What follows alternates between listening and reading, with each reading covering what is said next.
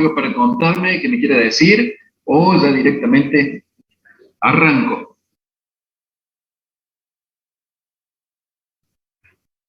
A ver si encuentro las herramientas por acá de esto. Bueno, vamos a comenzar entonces. Ingeniero, tengo una consulta, si puede ser. Sí, Mateo Jesús Verdelli. Vamos a ver fundaciones superficiales, solamente zapatas o losas también. Losas de fundación. No, losas de fundación no. Pero es más o menos la misma cosa. Eso lo van a estudiar en cimentaciones. Se me fue la pantalla, ahí retomo.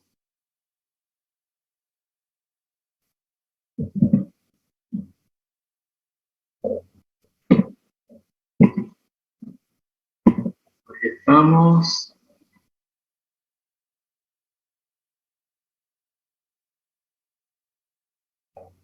¿Están viendo, cierto?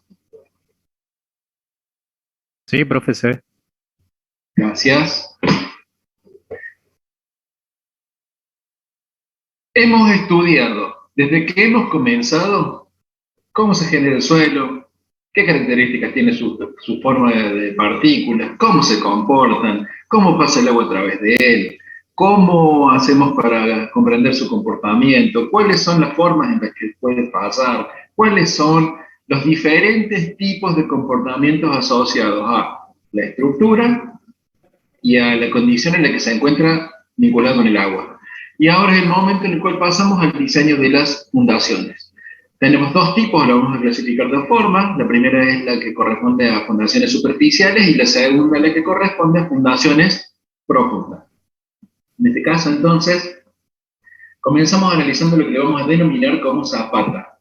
La zapata es aquella fundación que está próxima a la superficie y que tiene dos criterios para su análisis. Uno, el que corresponde a la capacidad, es decir, que no se rompa, y la otra que está vinculada con la funcionalidad estructural y que corresponde al de los asentamientos.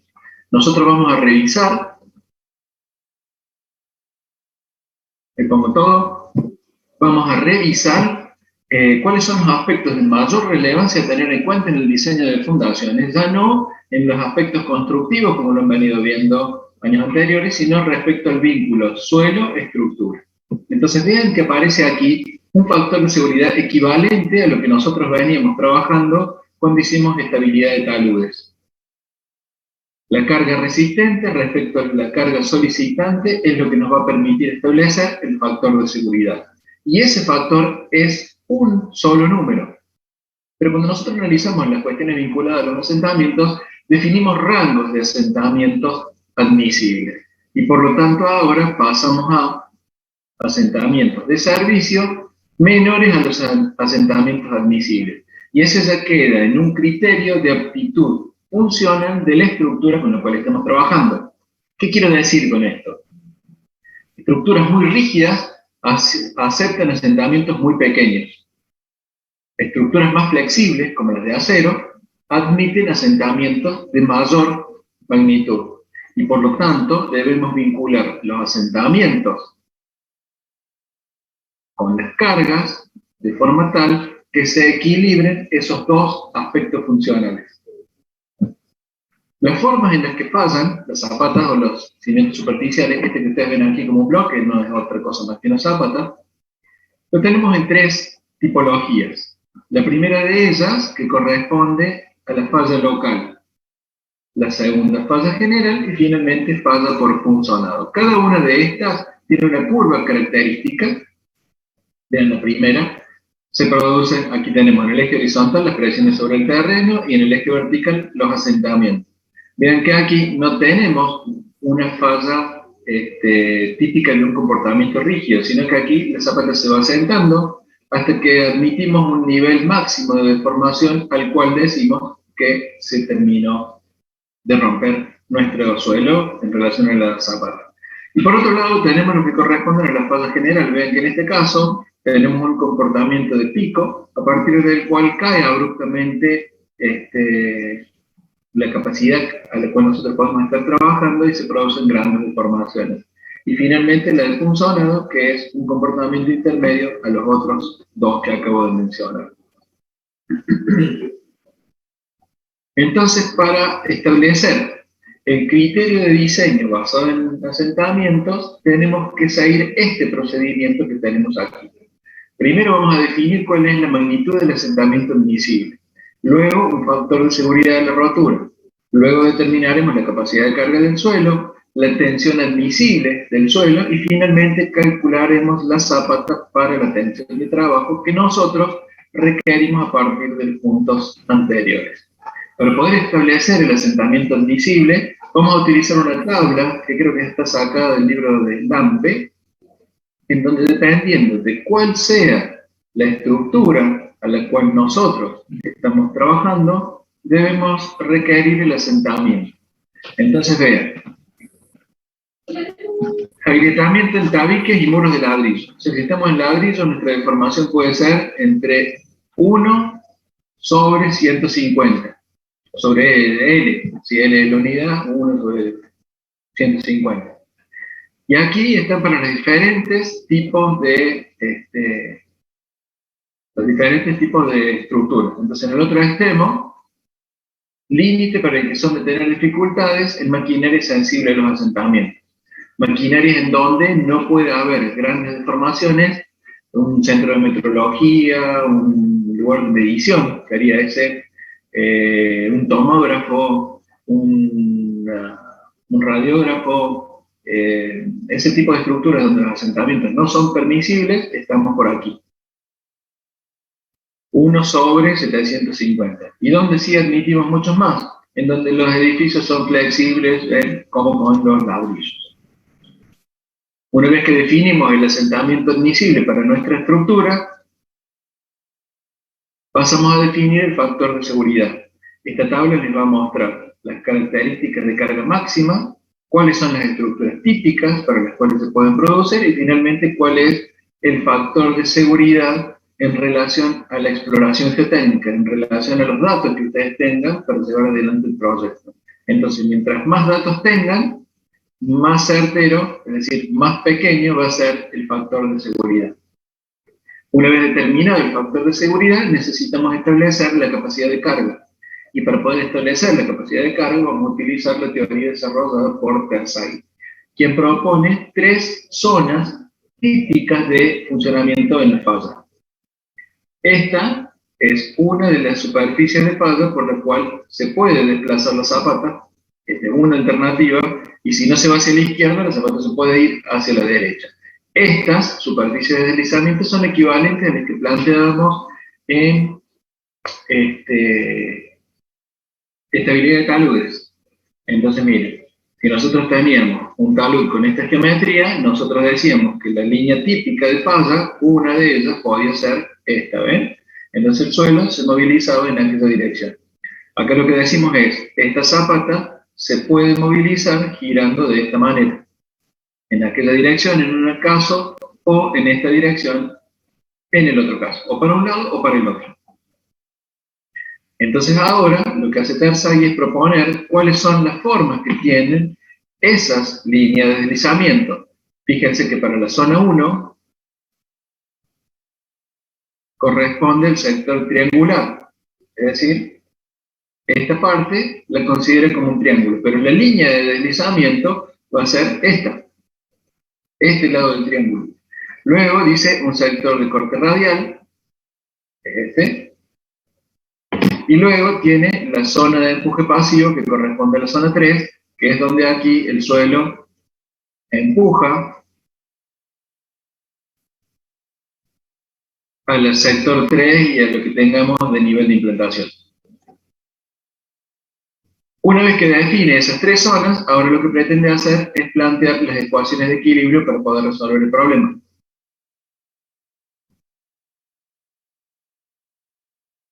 Y esa es la que se van a presentar ahora a continuación.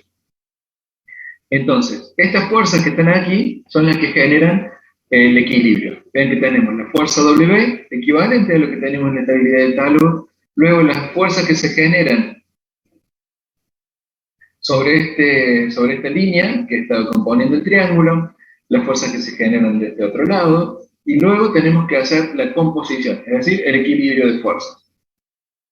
P sub P corresponde al empuje pasivo, el arco de espiral logarítmica venía dado por este formulita que está aquí abajo, y luego tenemos definiciones geométricas. Por ejemplo, este que está aquí le llamamos ángulo phi, que va a ser el equivalente por geometría a este que tenemos acá.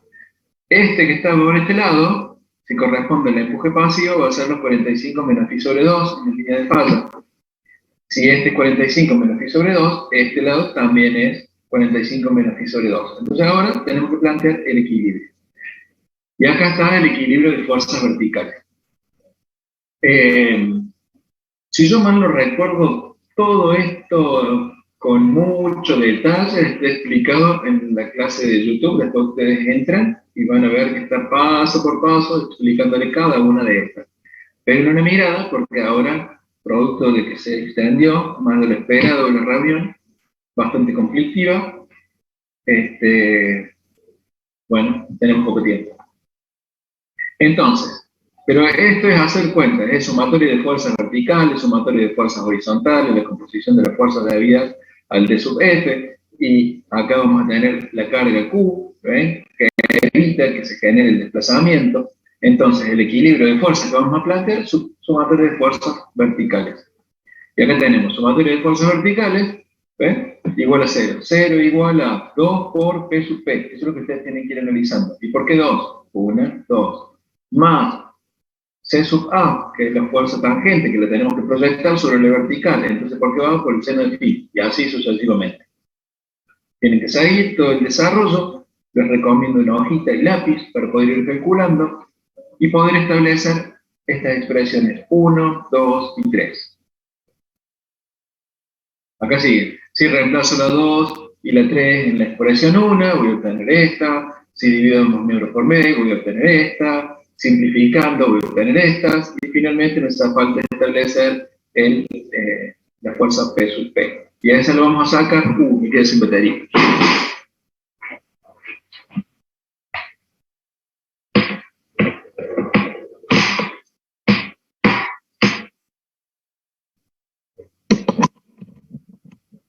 Erzagi asume que puede componer esa fuerza P sub P a partir de tres cosas.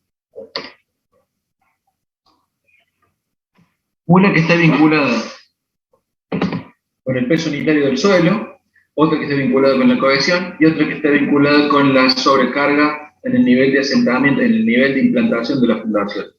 Y esas son las tres formas en las que él asume que varían cada una de ellas. Por ejemplo, gamma, que va a variar de manera lineal, es uniforme la parte cohesiva y es uniforme la que corresponde a la parte de Q, a la parte de la implantación.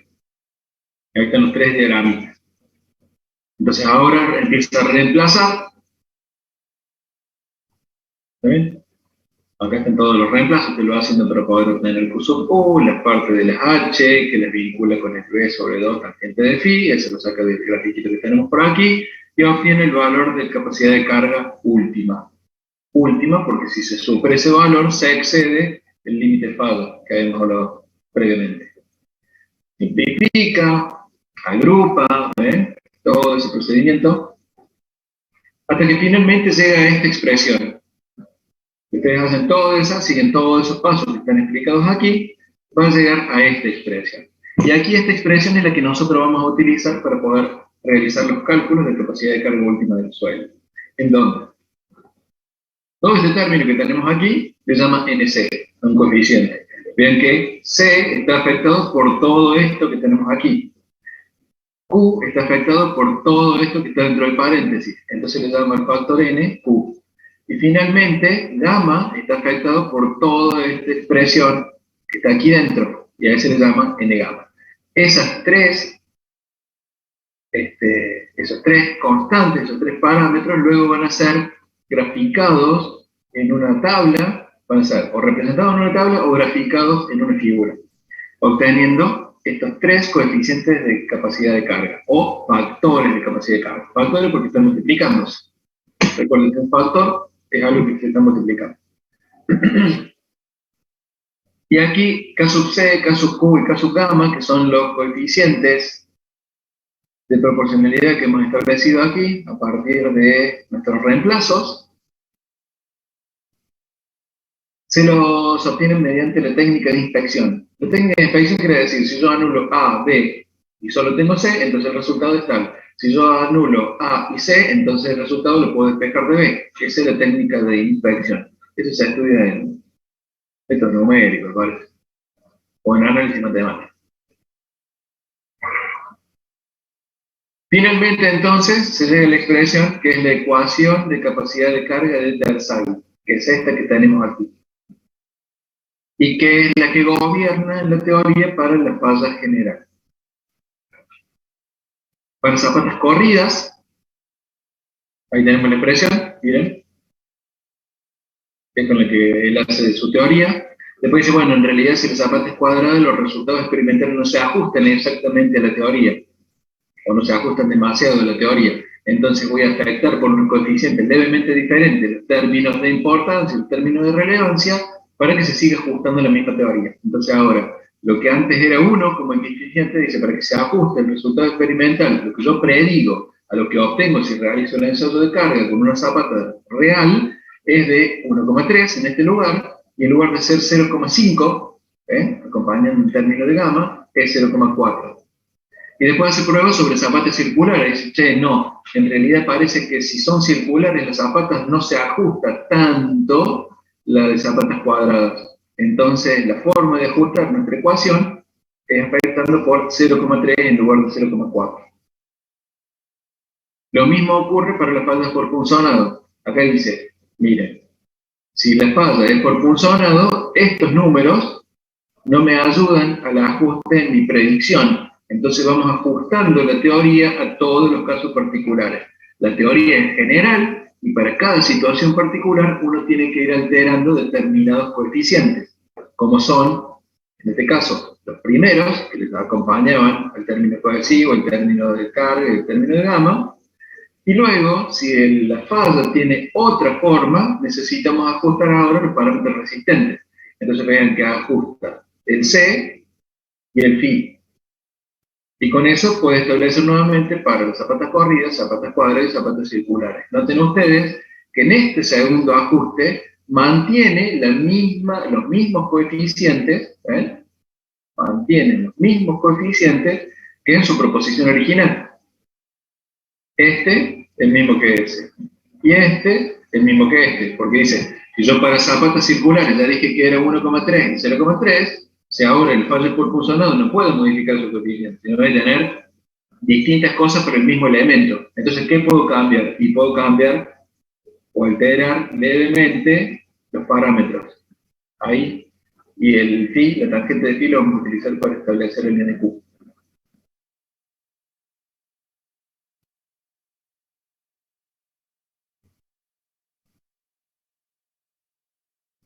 Y bueno, después siguen más ajustes de la misma teoría para diferentes situaciones. Por ejemplo, ¿qué ocurre cuando estamos en condiciones no drenadas? Que el ángulo de fricción es 0 y la resistencia al corte es igual a C sub U. Esta gráfica, en resistencia al corte no drenado, era como teníamos así. Acá venían nuestros círculos. Cuando hacemos el ensayo triaxial. Y el ángulo de fricción era 0.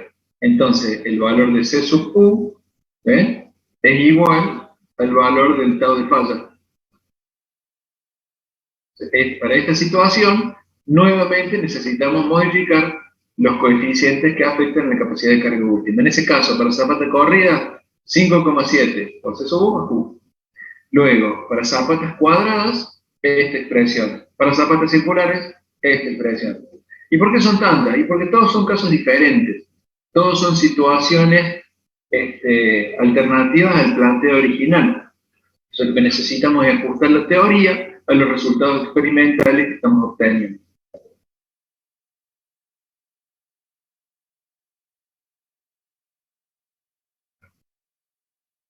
Nuevamente, las expresiones con sus coeficientes para las fallas por punzonado.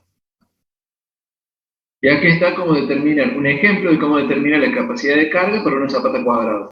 Recuerden que en una zapata cuadrada nuestra ecuación era con el 1,3 y el 0,4. La zapata corrida acá tenía un medio. Entonces, ¿qué necesitamos? La profundidad de implantación, el ancho de la zapata, las características de la arena que tenemos por aquí debajo y, bueno, necesitamos conocer el peso unitario para poder calcular el Q. La carga de implantación, la carga del nivel de implantación, la carga geostática a nivel de implantación. Entonces, con el ángulo de fricción, 35, sacamos NC, NQ y N gamma. NC, NQ y N gamma. C ya lo conozco. Bueno, acá no tenemos C. Y Q también, gamma por H. Y gamma lo tenemos por aquí. Así que con eso calculamos. Reemplaza, acá está el reemplazo y ahí obtienen cuál es la capacidad de carga última.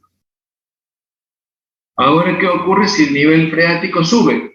Entonces ahora la presión, el nivel de implantación, vamos a tener la componente debida al suelo que no está saturado y al suelo que sí está saturado. Entonces así se altera la parte de Q. Y el gamma también está modificado, está alterado, porque ahora tenemos el peso saturado menos el gamma del agua, que es el peso sumergido. El segundo caso corresponde cuando el nivel freático está por debajo del nivel de implantación. Acá nuevamente tenemos que modificar el factor que afecta a gamma. ¿Ven? El tercer caso corresponde cuando la profundidad del nivel freático es más alta y que prácticamente ya no hay influencia del nivel freático. Luego vienen otros investigadores, Meyerhoff, que es el primero de ellos, que dice: si nosotros estamos muy profundos, se altera la capacidad de Tersaghi. Si tenemos una forma diferente, se altera la cosa. Y si está inclinada la zapata, también se altera.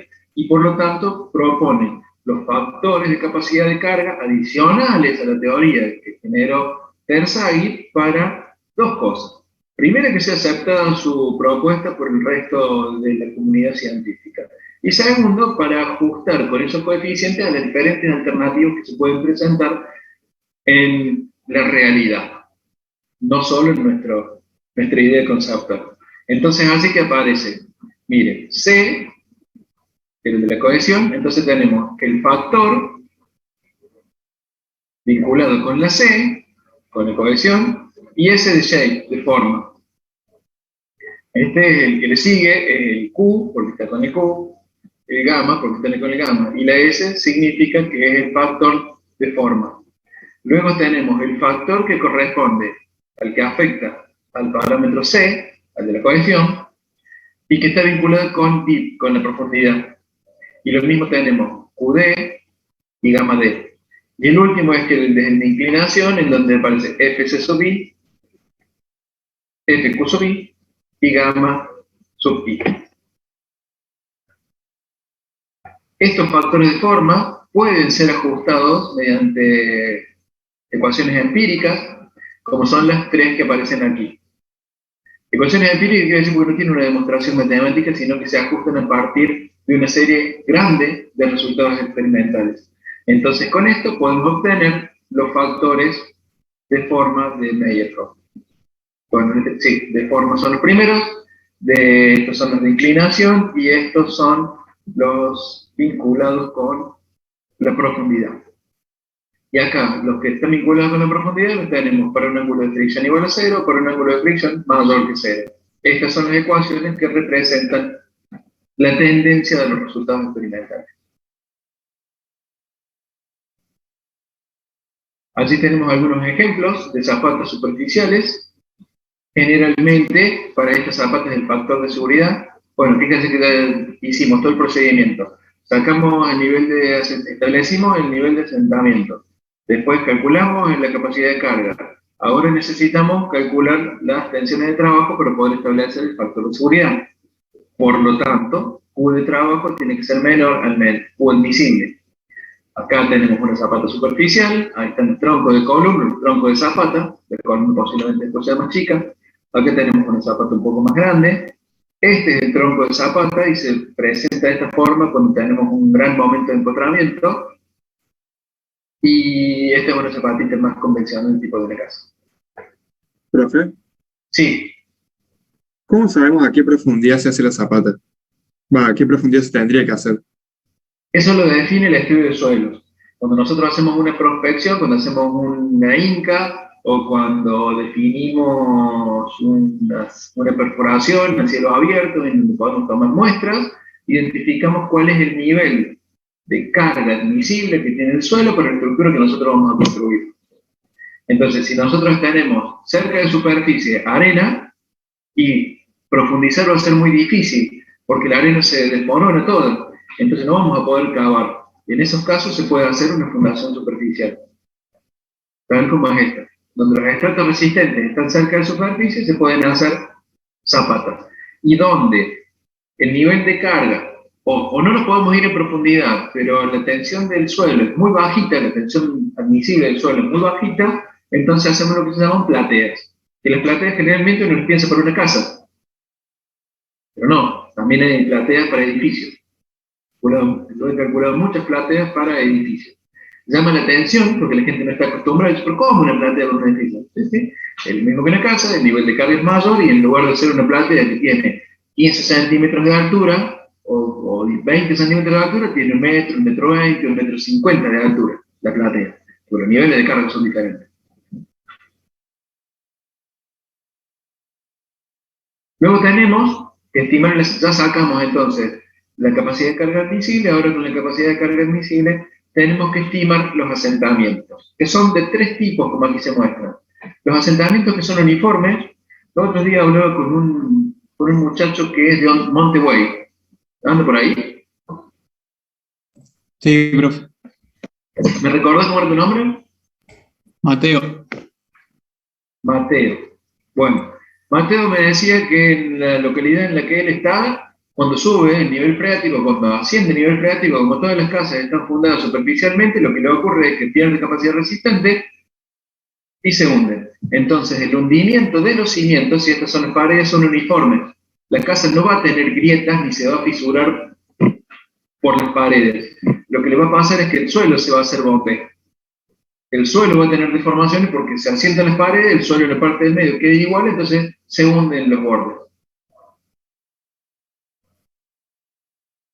Por el contrario, si los asentamientos son diferenciales, es decir, tenemos un suelo en donde cambia su estrato rígido de un lado, imaginemos que de este lado es más duro que de este otro lado, y nuestras cargas son equivalentes o son iguales o similares en este lugar que en este, en un suelo que es más duro se va a deformar menos. De este lado se va a deformar menos y de este lado se va a deformar más. Por lo tanto, en una situación de esas características se va a producir lo que se llama asentamiento diferencial y que es el que produce la mayoría de las fisuras que ustedes han estudiado en tecnología de materiales que se generan en 45 grados.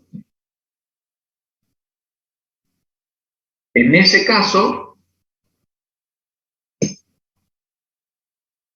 otra alternativa a esto es que se haya producido un humedecimiento localizado en ese sector producto de la pérdida de un caño, que era lo que hemos visto como suelos colapsables. Entonces, de este lado se moja y de este lado las curvas de iso-humedad, que pueden llegar a ser así, acá tienen poca humedad y acá la humedad es muy alta. Entonces, estos son como curvas de nivel, pero para humedad. Entonces, lo que ocurre en un patrón de estas características es que del lado de la derecha se van a asentar más que del lado de la izquierda. Y eso va a generar la fisura sobre las mamposterías. Y finalmente tenemos una situación de asentamiento en donde la zapata es rígida y no se asienta. Voy a hacer una zapatita así.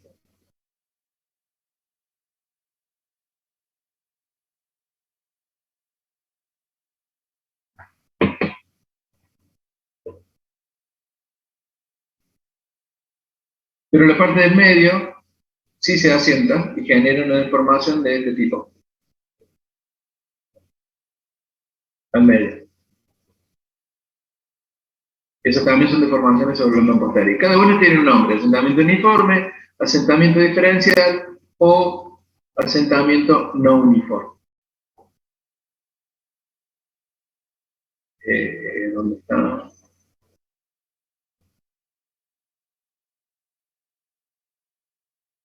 Ese asentamiento se compone, como ustedes ya lo hemos visto con anterioridad, del asentamiento inmediato, el asentamiento por consolidación primaria, asentamiento por consolidación secundaria. Y además de esos tres, nosotros le podríamos sumar el asentamiento por colapso cuando no tenemos asentamiento por consolidación, que lo podríamos estimar, lo podríamos calcular. Entonces, el asentamiento inmediato lo podemos estimar a través de esta ecuación, en donde tenemos alfa q b 1 menos mu al cuadrado sobre el módulo de elasticidad.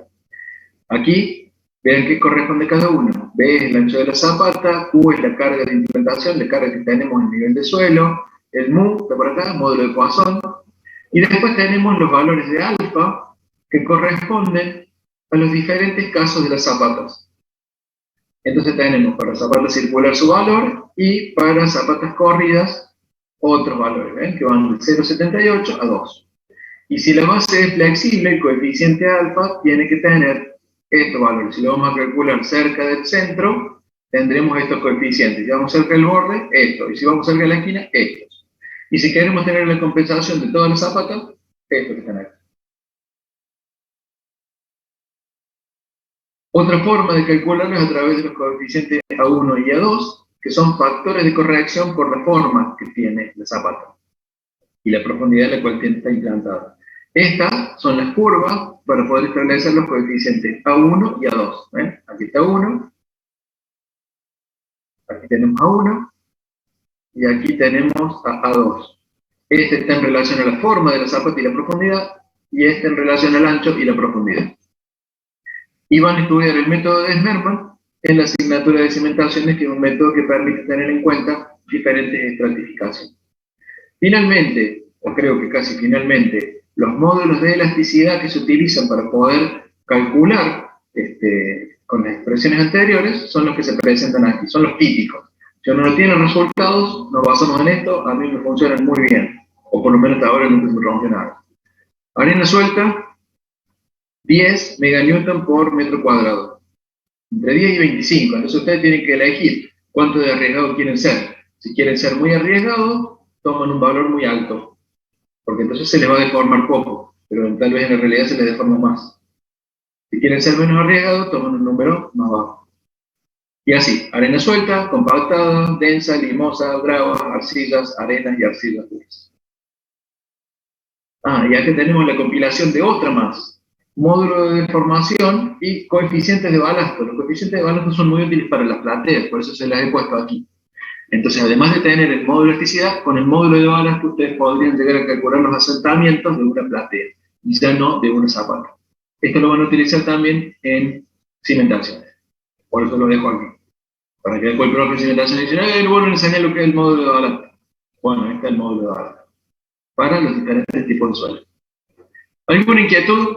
Venimos bien, 7:30, esto es un éxito. Para mí, no sé si ustedes habrán entendido algo. Deje de ser detenido. Inquietudes. Ingeniero, ¿puede escribir en el chat el nombre del libro de donde sacó la tabla para la distorsión angular? Se los puedo pasar al libro. ¿Cómo hago para pasárselos? Me parece que la versión que yo tengo es como escaneada y es grandota. Mucho peso. Docencia, investigación.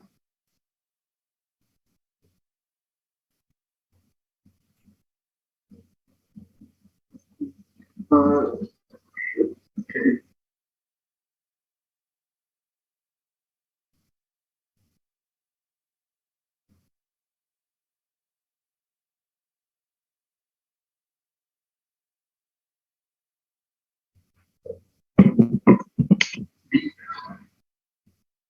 ¿Alguna otra cosa?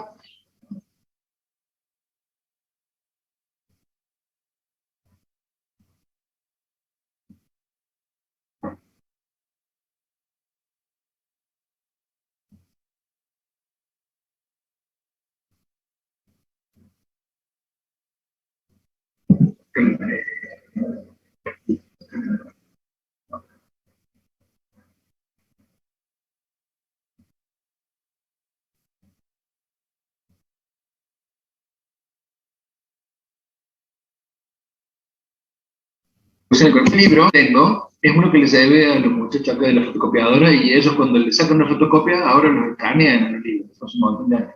Entonces está muy lindo.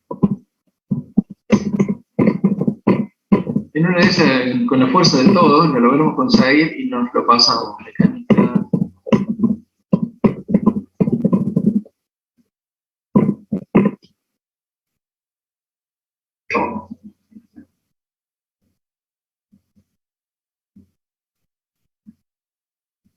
Les comparto, mira, acá me parece que me parece como un PDF. ¿Ven ahí, Mateo? Sí, profe, se ve. Es que buscamos en mecánica de suelos, las B. Pero yo las veces que he tocado academia.edu, después me marca la mail. Ese es el que tenemos que conseguir, es del Andy Whitman.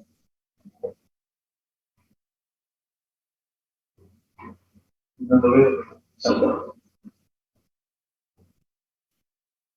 Imágenes. Así ven, tiene como esa campanita ahí.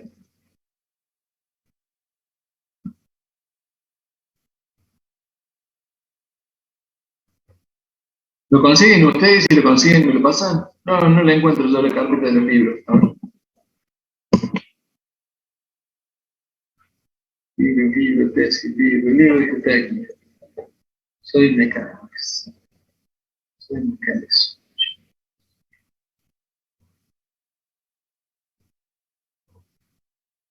Julio Santiago. Oh, estos libros son buenísimos. ¿Quieren que se los comparta? El Juan Sancova, todo está ahí. Pero es un poco más difícil que lo que vemos nosotros. Ya es el libro que le sigue. Es el libro para la formación de posgrado. Sí, profe, ¿lo puedo compartir? Es librazo. Aparte son como clásicos. ¿Ven? Es lo mismo que vemos nosotros. ¿Ven? Mira, ahí está la parte del suelo, las relaciones de vacío. eh, porque en otros países estudian lo mismo que estudiamos nosotros. En Estados Unidos, en Europa, en Asia, los rusos, todos estudian lo mismo que mira, ahí está el cascador. ¿Qué es lo que tienen de diferentes ellos? Es el acceso a la tecnología que nosotros no tenemos. Ellos tienen, ponele, nosotros no tenemos posibilidad de tener máquinas centrífugas. Los chinos y los japoneses tienen, y los estadounidenses también. Entonces pueden hacer a escala a tamaño chiquito de edificios que nosotros no podemos. Nosotros la única forma de ensayar un edificio es construirlo y ver qué le pasa. Ellos construyen el edificio chiquitito y lo ensayan adentro de una máquina centrífuga. Mira, acá está lo de la teoría de la compactación. ¿Eh? Las mismas curritas que las nuestras. Acá es la compactación para diferentes niveles de energía. Acá, nosotros hicimos una con el suelo agua. ¿Qué otra cosa más linda tiene? Las máquinas de compactar, pata de cabra, todo eso ustedes, súper bien.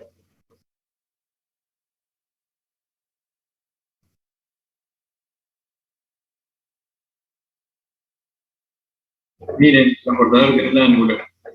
Porque muchas veces me dicen, sí, claro, el phi es el ángulo de fricción. Sí, miren, ¿ven? El ángulo de fricción es la que uno puede medir con el transportador.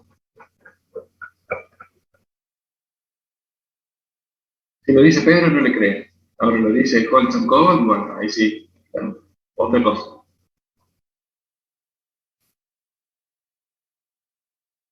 Bueno, estaría bueno, miren, a ver si encuentro. Ya estamos en otra cosa, ¿no? Ya me fui de tema. Pero sé que no, mucho que no veo. eh,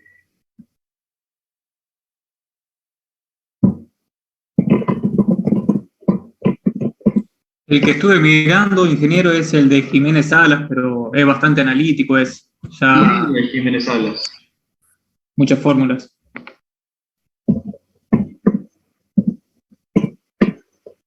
Soy.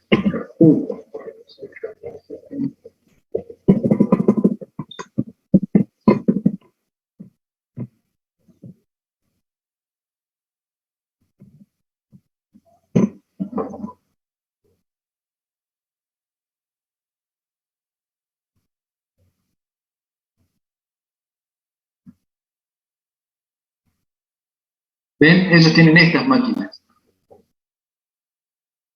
Y no es que sean caras, es que la universidad tiene un poco más de recursos de los que tenemos nosotros. Algún día voy a hacer una para acá. ¿Dónde la vamos a meter? Ah, pero está en un artículo. Los artículos son donde uno publica los resultados de los estudios que realiza. Pero ven, a ver si se nos deja ver alguna. Estos del CEDEX son los de españoles. Modelización geotécnica, ¿ven? De pilotes en centrífuga. Año 2020. Ahí está la máquina, ahí está el tanque, el tambor donde van a instalar los pilotes, ahí está la fórmula de capacidad de carga, esto ya lo vimos nosotros, ¿se acuerdan?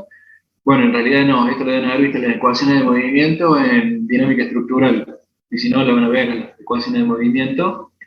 Muchos pilotes, cómo arman el sistema, ahí está el pilotito. Nosotros todas estas cosas las hemos hecho, pero estáticas. Entonces nos faltaría algo para poder simularlo a gran escala. Y la forma de simularlo a gran escala es con la centrífuga, con la máquina que ejerce la fuerza centrífuga, para poder llevar a más G. Entonces yo tengo un modelito de un pilote de 1 centímetro que representa algo de 10 centímetros. Entonces a este de 1 centímetro necesito llevarlo 10 G. Si yo lo puedo hacer girar, entonces logro la relación entre modelos. ¿Lo ves ahí? ¿Cómo es? Es como una calecita gigante. Ah, ¿saben dónde lo visto? La gente esa que lo suben arriba a los astronautas, cuando lo suben arriba a un coso que lo hacen girar. En ese. Algo así sería. Los LVDT son los velocidad, transductores de velocidad y desplazamiento.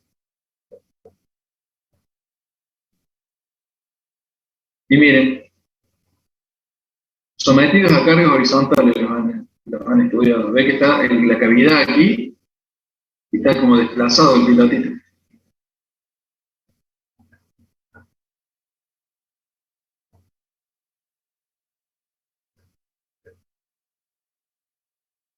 Este es el contenedor. Muy bien.